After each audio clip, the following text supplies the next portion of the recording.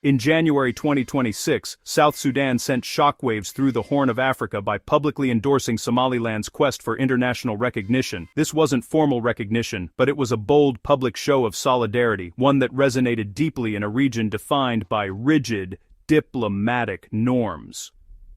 The announcement came just weeks after Israel, with UAE's help, became the first UN member to recognize Somaliland.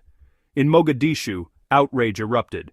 Somali officials condemned the move as a threat to their sovereignty and regional stability. In Hargeisa, Somaliland's capital, the streets filled with celebration, validation from a nation that understood their struggle. South Sudan's move forced the issue of Somaliland's status into the open, challenging the long-standing silence of African institutions. It highlighted the contrast between Somaliland's functional statehood and Somalia's fractured reality. The timing was strategic, leveraging regional tensions after Somalia cut ties with the UAE over Israel's recognition of Somaliland. By backing Somaliland, South Sudan questioned the old rules and signaled that the continent's approach to self-determination was changing. The world could no longer ignore Somaliland's claim. South Sudan's support for Somaliland is rooted in shared experience, not opportunism. Both nations endured decades of conflict, marginalization, and the struggle for self-determination. South Sudan's independence in 2011 followed years of war and a hard-won referendum, mirroring Somaliland's own journey after breaking from Somalia in 1991. Each built functioning states from the ground up, holding referendums and establishing institutions before international recognition. Their leaders remember the years of operating as de facto governments, proving their capacity to govern. This kinship is more than political, it's a moral stance, recognizing the right to self-governance for those who have earned it. For Juba, supporting Somaliland is about upholding the principles that enabled its own birth. It's a call to judge statehood by reality, not colonial lines. Somalia's fierce opposition to Somaliland's recognition is driven by fear, the fear of opening the Pandora's box of secession. The doctrine of preserving colonial borders has long been seen as a safeguard against endless fragmentation in Africa. For Somalia, recognizing Somaliland would mean abandoning the dream of a greater Somalia and risking further breakups. Critics argue that the collapse of the Somali state already shattered the old order, and that denying Somaliland's peaceful success only perpetuates instability.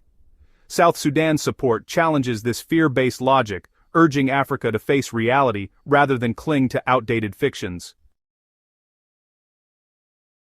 Somaliland's case is compelling because of its stark contrast with Somalia. For over 3 decades, Somaliland has built a stable, democratic state, holding elections, maintaining peace, and providing services. Meanwhile, Somalia's government struggles to control even its capital, plagued by conflict and corruption. Somaliland meets every practical test of statehood, yet remains unrecognized.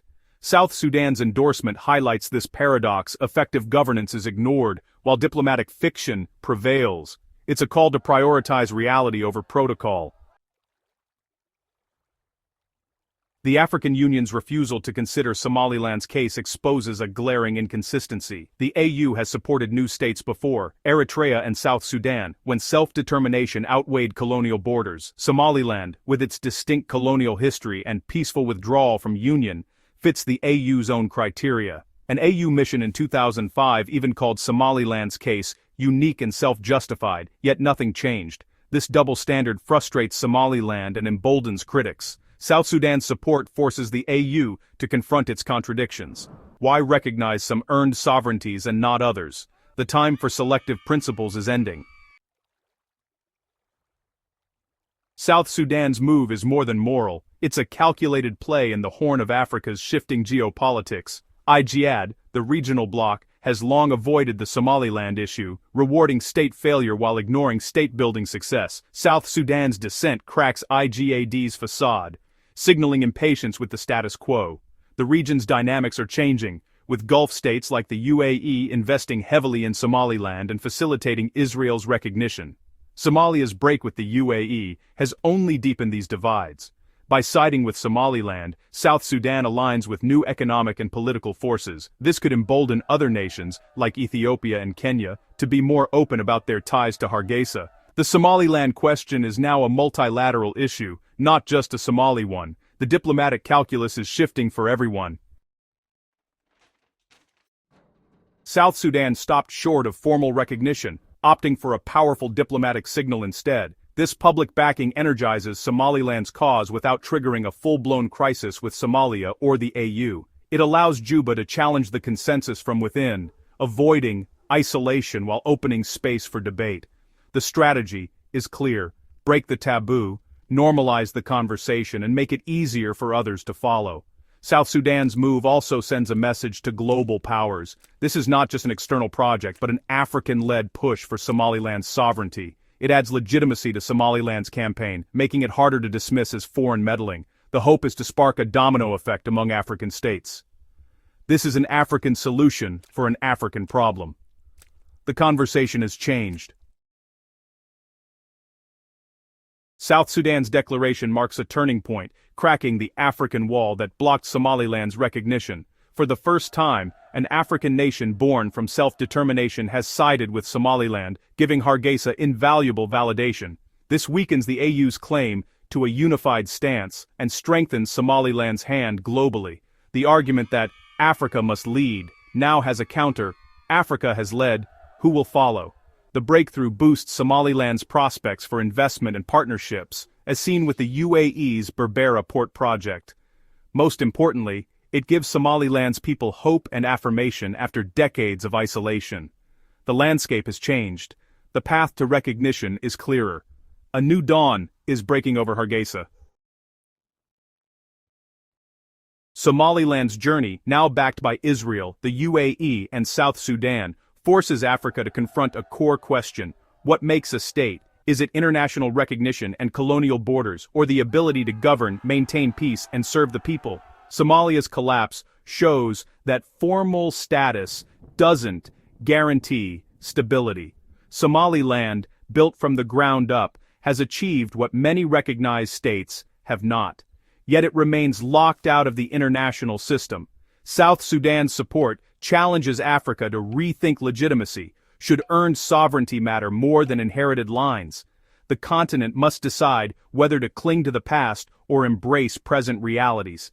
The answer will define Africa's future. As the dust settles on these shifting alliances and bold declarations, Africa stands at a crossroads. The choices made in the coming months will not only determine Somaliland's fate, but also set a precedent for how the continent approaches statehood, legitimacy, and peace.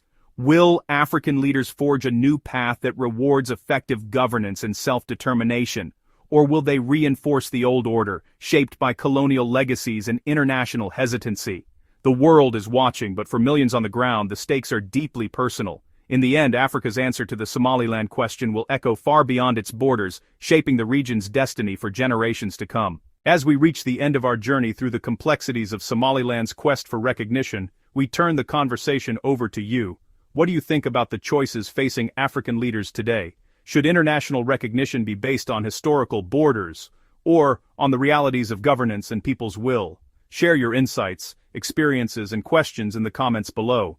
Your voice is an essential part of this ongoing story. Together, let's keep the dialogue alive and imagine a future shaped by understanding, respect, and hope for a more united Africa. For those interested in diving deeper into the topics we've explored today, we've compiled a list of resources and further reading in the video description below. From expert analysis and historical documents to interviews and data-driven reports, these materials offer a comprehensive look at the evolving landscape of African statehood and recognition. Whether you're a student, a policy enthusiast, or simply curious, these resources are here to support your journey of discovery. Don't forget to check them out to broaden your understanding and stay informed on the latest developments. As the story of African statehood and international recognition continues to unfold, we'll be covering new developments, interviews, and expert opinions in our upcoming episodes. Make sure to subscribe and turn on notifications so you don't miss out on future deep dives and breaking updates.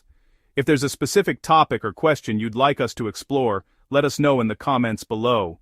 Your engagement shapes our content, and we look forward to bringing you more insightful discussions soon. Thank you for joining us on this journey through the complex landscape of African statehood and international relations. We'd like to acknowledge the researchers, analysts, and production team who made this episode possible. For a full list of sources, visuals, and contributors, please check the video description below.